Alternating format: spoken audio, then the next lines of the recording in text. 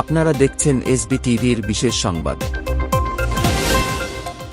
ব্রাহ্মণবাড়িয়ার আখাউড়ায় প্রেমে বাধা দেওয়ায় প্রেমিকার মাকে মাথা কেটে গর্তে ঢুকিয়ে পোড়ানোর সময় যুবলীগ নেতার ছেলে আটক।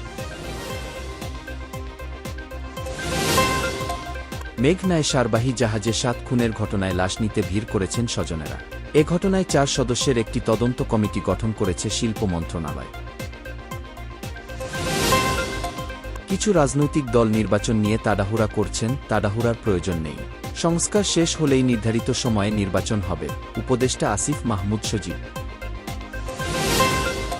কাকরাইল মসজিদে সাতপন্থীদের কার্যক্রম রাষ্ট্রীয়ভাবে নিষিদ্ধ ও ৩ দফা দাবিতে বৃহস্পতিবার থেকে কাকরাইলে অবস্থান কর্মসূচি জুবায়ের পন্থীদের।